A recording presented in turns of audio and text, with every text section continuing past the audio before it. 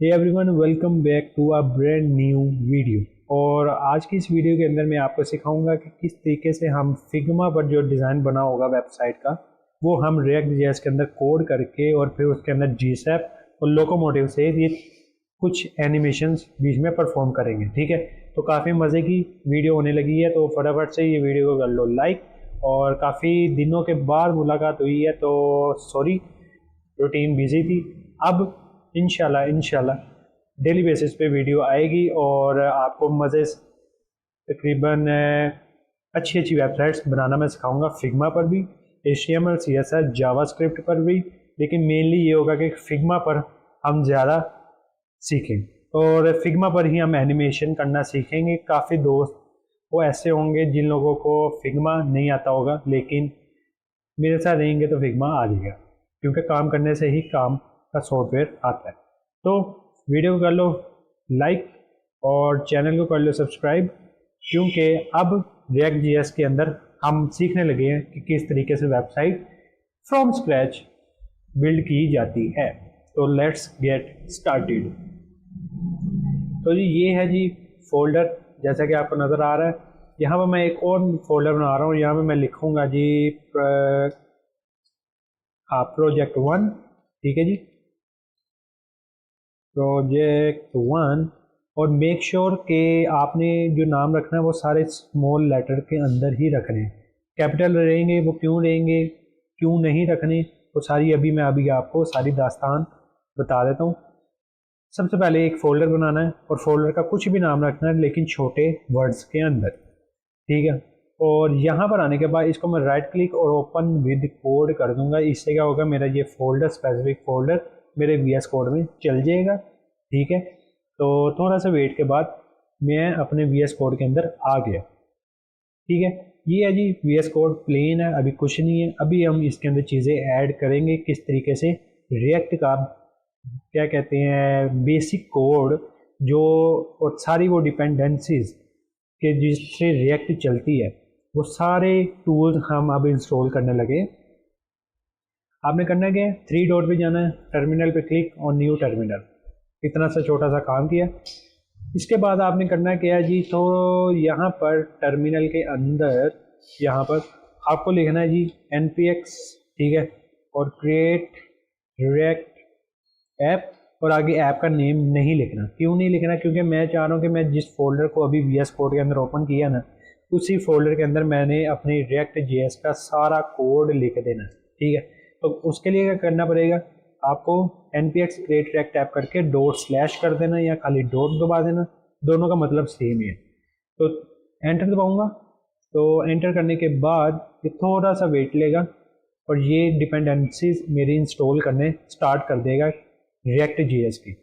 अब बात कर लेते हैं डिपेंडेंसीज में किसको कह रहा हूँ। बेसिकली जब ये हम रिएक्ट JS के अंदर कोड करते हैं, वेट अ सेकंड, यहाँ पे कुछ एरर आया, और एरर ये है जी कि can not create a project name project 1 because of npm naming restriction.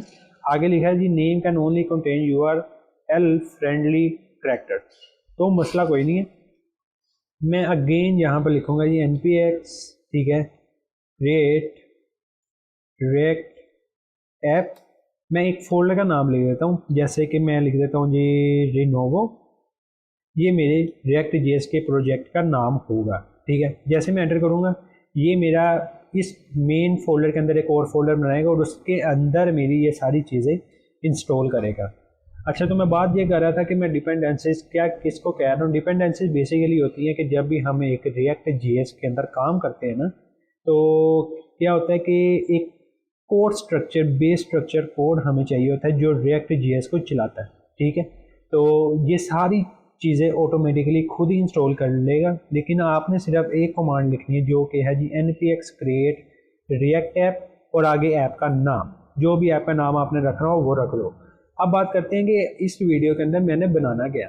तो फिग्मा में आ जाते हैं, और फिग्मा पर आने के बाद यहाँ पर ये आपको वेबसाइट नज़र आ रही है। ठीक है, और इस वेबसाइट को आज की इस वीडियो के अंदर और अगली जितनी भी वीडियो इस पर बनेंगी वो सारी की सारी रिएक्ट और जीसैप का यूज़ करते हुए हम इस प्यारी से UI डिज़ाइन को एक कोड की शक्ल के अंदर कन्वर्ट करेंगे, और फिर मैं आपको वो कोड प्रोवाइड कर दूंगा जैसे कि मैं करता हूँ।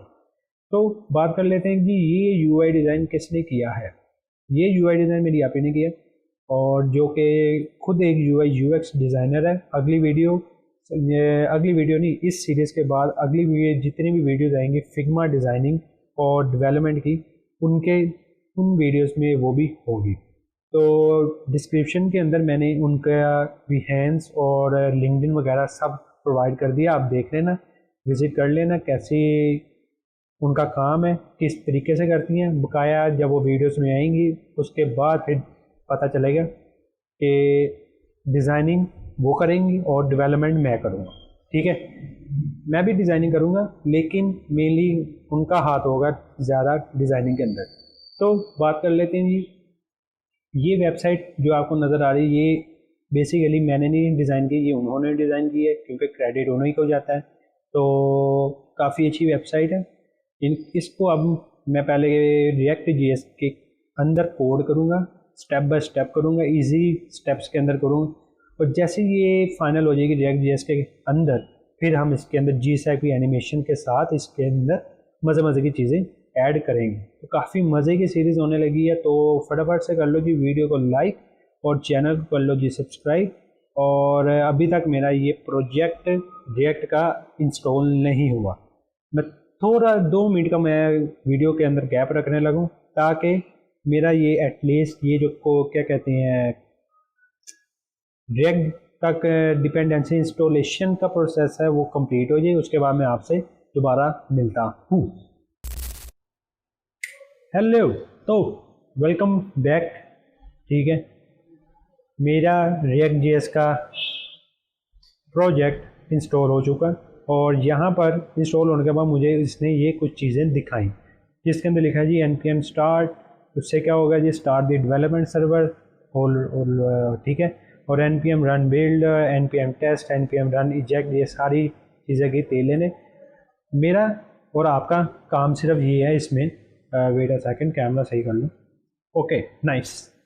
अच्छा, तो मेरा और आपका काम इसमें ये है कि हमने जो फोल्डर अभी बनाया है रिनोवो नाम का, इस फोल्डर के अंदर जाना है और अपना डेवलपमेंट सर्वर चला देना है। कैसे चलाएंगे जी, cd रिनोवो, ये लिखने से क्या होगा कि मैं अपने इस फोल्डर के अंदर आ गया। अभी कुछ समझ नहीं आ रहा होगा, सिंपल यहाँ पे लिख दो कोड डॉट करने से क्या होगा, ये जो रिनोवो वाला फोल्डर है वो एक और VS कोड के अंदर खुल जाएगा। अब ये जो मेरे पास पिछला जो VS कोड शो हो रहा है ना, उसको मैं ख़त्म कर देता हूँ और इसको बड़ा कर देता हूँ। और जी ये वो फोल्डर जिसके अंदर हमने अभी रिएक्ट जेएस का बेसिक कोड स्टेप और क्या जो भी इसको कहना चाहो कह दो, वो हमने इधर इंस्टॉल किया। अब इसके बेसिक फाइल्स का तो आपको नॉलेज इसका होगा, मैं इस पर ज़्यादा टाइम वेस्ट करने वाला तो हूँ नहीं। अब मैं करूँगा क्या जी, रिनोवो ये जो वेबसाइट है इसके अंदर से एसेट्स जैसे कि इमेजेस, ठीक है, ये सारी चीज़ें पकड़ूंगा और यहाँ पर मैं स्टेप बाय स्टेप बनाऊंगा। तो बना लेते हैं। सबसे पहले मैं करूँगा क्या जी, सबसे पहले तो अपन एक सर्वर चला लेते हैं। कैसे चलेगा जी, npm स्टार्ट करके, और जैसे ही ये क्लियर करेंगे, करने के बाद क्या होगा जी, ये थोड़ा सा टाइम लेगा और ये मैं स्किप भी कर सकता था और तेज़ भी कर सकता था लेकिन नहीं किया, लेकिन आप लोगों के लिए, ताकि आप लोग फ्रॉम स्क्रैच सीख सको किस तरह से चीज़ें प्रोसीजर में लाई जाती हैं। अब ये जी मेरा एक यूआरएल एक बन गया जी, लोकल होस्ट कोलन 3000, इसके अंदर मेरा डेवलपमेंट सर्वर चलेगा। और ये जो फाइलें आपको नज़र आ रही हैं मैं भी आपको बता देता हूँ कि इन फाइलों के अंदर कौन सी मुझे फ़ाइलें चाहिए होंगी और कौन से मुझे नहीं चाहिए होंगी। ठीक है जी, तो थोड़ा सा मुझे बस टाइम दो। तो ये मेरा डेवलपमेंट सर्वर चल गया और ये चीज़ें घूमती हुई कुछ नज़र आ रही हैं। ये किसकी बदौलत है, ये इन फाइलों की बदौलत है जिसके अंदर बाय डिफ़ॉल्ट इंस्टॉलेशन कोड लिखा है। ठीक है जी, अब मैं करूँगा क्या, यहाँ पर आऊँगा और यहाँ पर आने के बाद सबसे पहले जाऊँगा जी, कितना जाऊँगा टेलविंड CSS पे। तो यहाँ पर गूगल पे हम टाइप करेंगे टेलविंड CSS का अब हम इधर यूज़ करेंगे। ठीक है, और कुछ चीज़ें मैं देख के करूँगा, कुछ चीज़ें ज़ुबानी कर दूँगा। और इसी तरह काम होता रहेगा हमारा। तो यहाँ पर करना क्या है, आपने लिखना है जी गेट स्टार्टेड, और गेट स्टार्टेड करके यहाँ पर आ जाना जी नीचे इधर। और यहाँ पर वो क्या कह रहा है, वो कह रहा है जी आपने टर्मिनल पे लिखना है जी npm install -d tailwind css। Nice. तो इस कमांड को मैंने कर लिया जी यहाँ से कॉपी, बल्कि ये दोनों कमांड को किया कॉपी। यहाँ पर आए, अपना ये जो डेवलपमेंट सर्वर था इसको मैंने किया ऑफ। कैसे करना है, कंट्रोल सी दबा देना, अगर मैक पे हो तो कमांड सी। उसके बाद करना क्या है, यहाँ पर वाई दबा के इसको टर्मिनेट कर दूँ, और यहाँ पर वो जो कमांड कॉपी की है ना दो, उसको यहाँ पे ला के पेस्ट करके एंटर दबा देना। एंटर दबाने के बाद ये टेलविंड CSS को इंस्टॉल करेगा मेरे लिए और इस प्रोजेक्ट के लिए जो मैं इसमें बनाने लगा हूँ। और चलो भाई चलो भाई, उसके बाद क्या होगा जी, जब ये इंस्टॉल हो जाएगा ना, तो इंस्टॉल होने के बाद यहाँ पे ना एक फ़ाइल आएगी tailwind.config इस टाइप की कुछ, मेरा नहीं ख्याल है ये आएगी, नहीं आई ना, हो रही है अभी बेसिकली। यस, तो यहाँ पर आ गया जी tailwind.config.js नाम की फ़ाइल आई। यहाँ पर आपने करना है कि यहाँ पे सिंपली आपने ये लिखा हुआ ना tailwind.config.js, इसके अंदर module.exports है, वहाँ पे ये लाइन कॉपी पेस्ट कर देनी है एज इट इज़, कोई छेड़खानी कुछ भी नहीं करना। module.exports के अंदर कंटेंट वाली फ़ाइल को पकड़ के रिप्लेस कर देना। रिप्लेस करने के बाद थोड़ा सा नीचे आओ, अब यहाँ पर लिखा है जी src/input.css। ये क्या चीज़ है, मतलब कि src फोल्डर है, उसके अंदर जी index.css नाम की एक फ़ाइल होगी, उसको ऑन करना है। उसको ऑन करने के बाद आपको क्या करना है, वहाँ पे ये सब, वहाँ पे जो बेसिक कोड होगा, ये जो अभी आपको नज़र आ रहा है, इसको आपने रिप्लेस कर देना है उस कोड से जो मैंने यहाँ से कॉपी किया। सिंपल है। उसके बाद अगला काम अगला काम अगला काम अगला काम हमारी टेलविंड CSS का बेसिक क्या कहते हैं, बेस तैयार होगी। अब हम टेलविंड CSS को यूज़ कर सकते हैं। कैसे करेंगे, यहाँ पर आओ, app.css लिखा हुआ ना, ये बल्कि इसको डिलीट कर दो। app.css को डिलीट किया, app.test.js को भी, लोगो को भी, रिपोर्ट को भी, और ये वाला स्टार्टअप को भी ख़त्म कर देना। ठीक है, इसको मैं थोड़ा नीचे कर देता हूँ और इनको भी बंद कर देता हूँ, थोड़ा सा जूम इन, अब सही है। अब यहाँ पर मेरे पास सिर्फ सोर्स फोल्डर के अंदर 3 फाइलें हैं, app.js, index.css और index.js। अब index.js के अंदर तुम लोगों ने आना है और यहाँ पर इनको जो भी लिखा है ना, ये वाला कोड, इसको इग्नोर मारना और यहाँ से ख़त्म कर देना। ख़त्म करने के जैसे मैं यहाँ से ख़त्म करूँगा तो सी ये वाली जो लाइन है ना, ये डल हो जाएगी, तो इसको तुम परेशान नहीं होना, इसको भी ख़त्म कर देना। सेट है, सिंपल है। अब करना क्या है, यहाँ पर देखो कि क्या हमारे पास index.css नाम की फ़ाइल है, ऐप नाम की फ़ाइल है, लाजमी है, तो बकाया इसके अंदर कोई चेंज तुम लोगों ने नहीं करना। index.css इसको जैसा भी बनाया वैसा ही रहने दो। अब आ जाओ जी app.js के अंदर। app.js के अंदर आने के बाद सबसे पहला काम आपने क्या करना है, इन सब को कर देना ख़त्म। कर दिया, आपने आना जी एक्सटेंशंस में और यहाँ पर आपने लिखना जी React E7। थोड़ा टाइम लेने के बाद ये मेरे पास एक एक्सटेंशन सामने आई है, E7 plus React Redux React Native Snippet, और जो ऑथर है इसका वो याद रख लेना, ये वाला है DZDSZNAJDER। ठीक है, इसका ये ऑथर होगा और इसका ये प्रोग्राम होगा, एक्सटेंशन बेसिकली होगी। इसको सिर्फ चुप करके आपने इंस्टॉल कर लेना। इंस्टॉल करने के बाद क्या होगा, इससे कैसे होगा, वो मैं अभी आपको बता देता हूँ। ठीक है, मसले वाली बात है ही नहीं, थोड़ा सा टाइम इसने इंस्टॉल होना है और इंस्टॉल होने हो जाओ भाई, ये इंस्टॉल होगी। अब मैं यहाँ पर आऊँगा app.css के अंदर यहाँ पे मैं लिखना जी RAFCE। RAFCE करने से जैसे मैं एंटर करूँगा सी मेरे पास एक फंक्शनल बेस्ड रिएक्ट जेएस का एक फंक्शनल बेस्ड कंपोनेंट बन गया। कैसे बना? ये तभी बनेगा जब आप ये वाली एक्सटेंशन इंस्टॉल करो। ये एक्सटेंशन इंस्टॉल करो, उसके बाद app.js में आओ और यहाँ पर RAFCE रफसी और रफसी लिखने के बाद यहाँ पर ये चीज़ें खुल के सामने आ जाएंगी। यहाँ पर आपको क्या करना है, यहाँ पर सिंपल जैसे HTML में लिखते हो ना, hello guys please subscribe my channel. ठीक है, अब ये किया, एक बटन भी दे देते हैं, ये लो बटन, और यहाँ से लिखा जी सब्सक्राइब, सब्सक्राइब नाउ। सब्सक्राइब ना करने के बाद मैं क्या करूँगा जी, टर्मिनल पे आऊँगा और टर्मिनल पे आने के बाद यहाँ पर मैं लिख दूँगा जी npm स्टार्ट। npm स्टार्ट करूँगा, उससे क्या होगा कि मेरा डेवलपमेंट सर्वर चलेगा, तो थोड़ा सा टाइम, उसके बाद मेरा डेवलपमेंट सर्वर अगेन रन होगा और फिर हम अपना काम कंटिन्यू करेंगे किस तरीके से अब हमने चीज़ें लेकर चलनी हैं।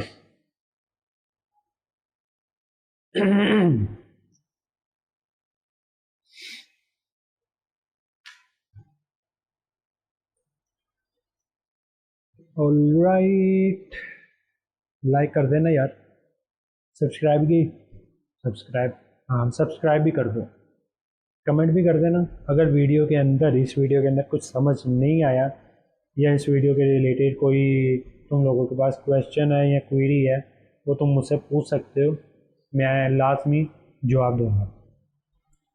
इसको तो बंद कर दो भाई, रिफ्रेश। तो ये अभी स्टार्ट हो रहा है, जब तक ये स्टार्ट होता है ना, वीडियो को लाइक तो करो करो करो, हो जाओ भाई रीलोड, जल्दी हो जाओ स्टार्ट, क्विक क्विक, अपने पास तो टाइम नहीं है।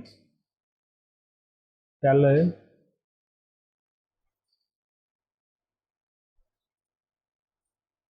चिल्लू,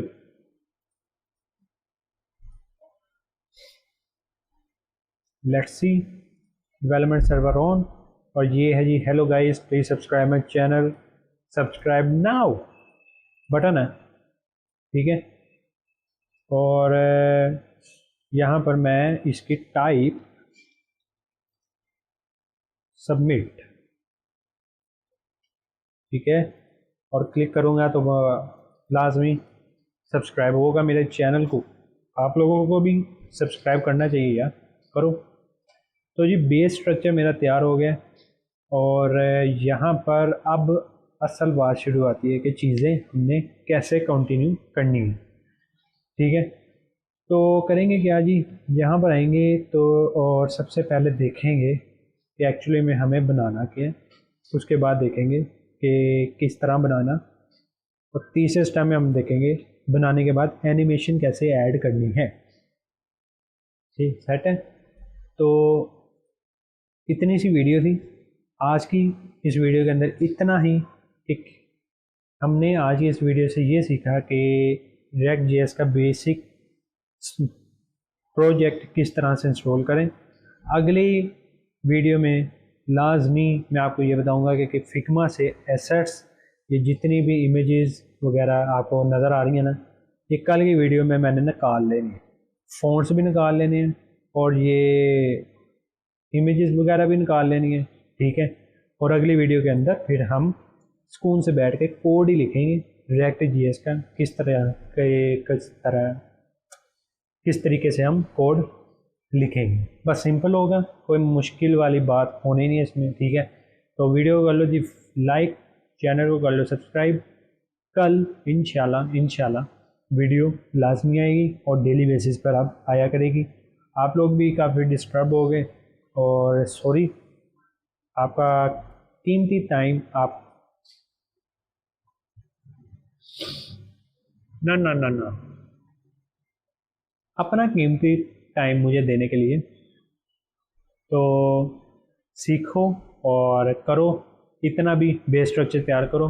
अगली वीडियो में मिलता हूँ और एसेट्स निकालना स्टार्ट करते हैं। Bye bye.